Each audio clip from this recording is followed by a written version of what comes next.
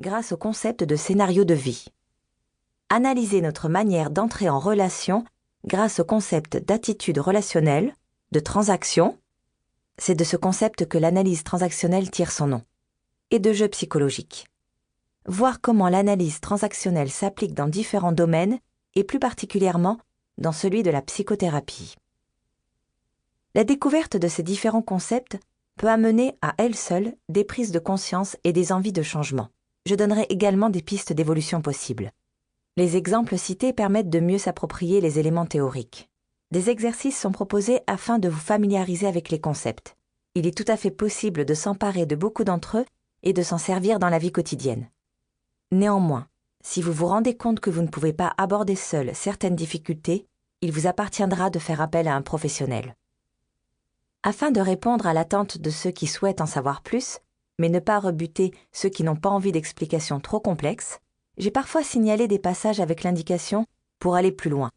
Il est possible de sauter ces paragraphes sans que l'écoute en soit gênée. Je souhaite que cet ouvrage vous donne envie d'utiliser les clés apportées par cette méthode et vous amène à les mettre en pratique dans votre vie de tous les jours. Bonne écoute! Qu'est-ce que l'analyse transactionnelle? L'analyse transactionnelle est à la fois une théorie de la communication et un outil de compréhension du psychisme humain. Elle compte parmi les courants de psychothérapie humaniste qui se sont développés dans l'immédiat après-guerre, aux États-Unis. Cette méthode fait partie de ces nouvelles thérapies, qui, tout en s'appuyant sur les théories de Freud, cherchaient à transformer la pratique de la psychanalyse. C'est sans doute la raison pour laquelle le fondateur de cette méthode, Eric Berne, a choisi de conserver le terme « analyse », qui marque cette filiation et met l'accent sur l'objectif commun avec la psychanalyse, qui est de comprendre le fonctionnement du psychisme humain. En effet, l'étymologie du mot « analyser », délié en grec, renvoie à deux sens. L'idée de décomposer un ensemble pour en saisir les éléments essentiels et celle de résoudre, desserrer, délier. En particulier depuis ces dernières décennies, l'analyse transactionnelle, tout en utilisant des techniques différentes, a en commun avec la psychanalyse d'explorer les couches profondes de l'inconscient et d'exploiter la richesse des phénomènes de transfert et de contre-transfert. En revanche, Berne s'en est écarté en cherchant à la rendre accessible à un plus grand nombre de personnes, en termes de durée et de coût, en simplifiant le vocabulaire utilisé, créant ainsi un rapport plus égalitaire entre le patient et le thérapeute. Son objectif était aussi d'obtenir des résultats plus rapides. C'est là que réside entre autres l'originalité de Berne. À partir de son expérience avec des patients, il s'est rendu compte qu'il lui suffisait d'entendre quelques phrases ou transactions pour avoir une idée de la façon dont un individu fonctionnait.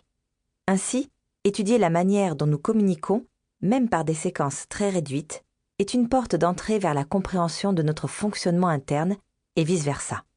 Cette articulation entre le dedans et le dehors, le fait de se servir de notre manière d'être en relation pour éclairer notre connaissance de nous-mêmes, est une des spécificités de l'AT.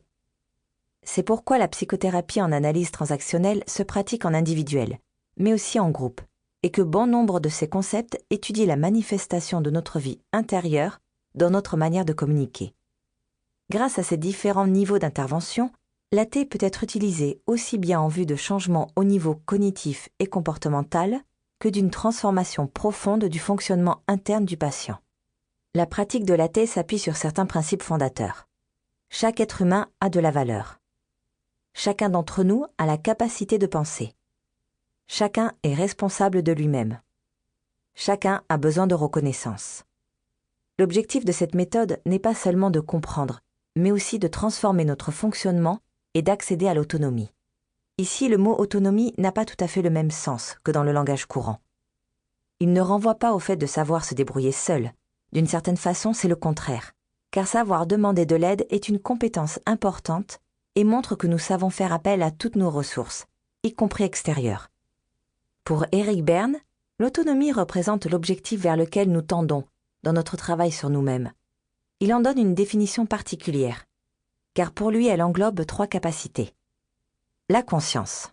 La définition qu'en donne Eric Berne est la faculté de voir une cafetière et d'entendre chanter les oiseaux selon sa propre manière, et non celle qui lui fut enseignée. Il s'agit de nous libérer de ce qui nous amène à avoir une vision déformée de la réalité, de remettre en question nos croyances limitantes et nos fonctionnements répétitifs. Cet objectif, qui n'est pas pleinement accessible, mais qui représente une visée, nous engage à développer une proximité avec nous-mêmes, une capacité de remettre en cause les influences qui ne nous conviennent pas, de devenir plus créatifs et acteurs de notre vie, de traverser les événements même les plus simples en contact avec l'ici et maintenant. Il ne s'agit pas bien sûr de devenir une page blanche. Toutes les strates de notre histoire font partie de nous et nous constituent. Il est question d'en adoucir les aspects qui nous restreignent et d'élargir la palette des possibles. L'intimité.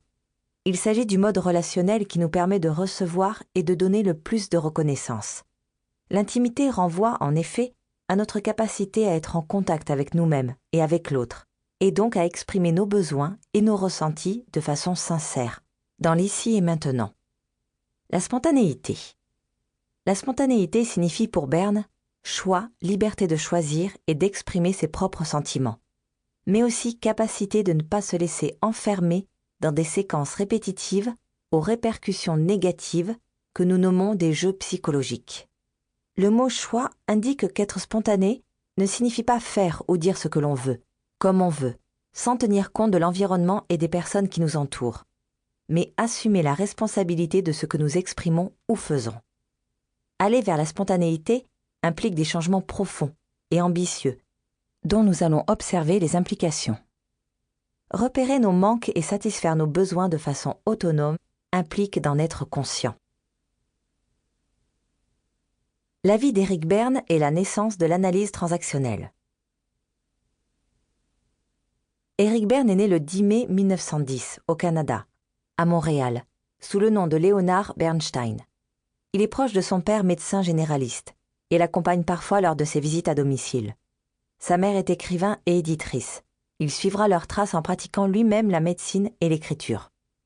Son père disparaît à l'âge de 38 ans, victime de la tuberculose. Son fils n'a que 11 ans.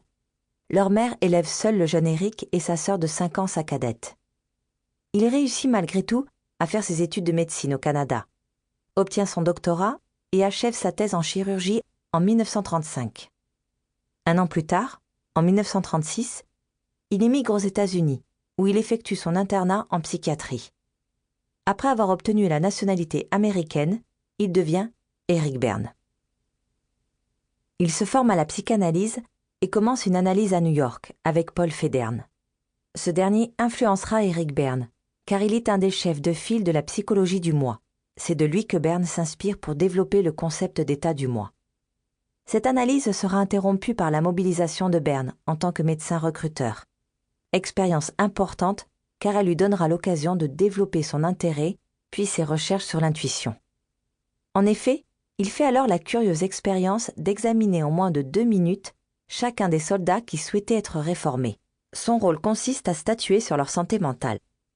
Contraint de faire passer cet examen à environ 10 000 personnes, il utilise cette situation comme un moyen de faire progresser son intuition en essayant par exemple de deviner des éléments de la vie de ces jeunes gens et les vérifie ensuite dans leur dossier médical.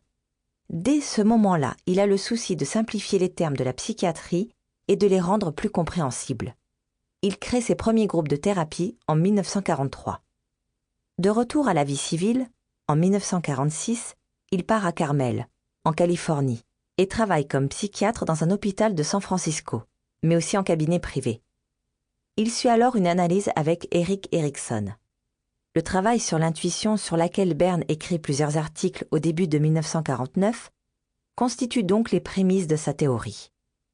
En 1956, il essaie d'obtenir le titre de psychanalyste qui lui est refusé. Son plus jeune fils, Terry, lors d'un entretien, fait l'hypothèse que ce refus vint du fait que son père travaillait sur l'intuition. Thème vu comme complètement extérieur à la psychanalyse, du moins à l'époque. Berne est déçu, bien sûr, mais il décide de se servir de cet échec et plutôt que d'insister dans cette voie, il développe sa propre théorie et une pratique qui, tout en gardant certains fondements de la théorie psychanalytique, allait s'en éloigner à bien des égards. Tout d'abord, comme il l'avait fait avec les termes de la psychiatrie, il souhaite s'éloigner du langage hermétique de la psychanalyse. il choisit d'utiliser des termes compréhensibles par les patients afin que ceux-ci puissent intégrer les concepts. Livre audio complet gratuit disponible en description de cette vidéo.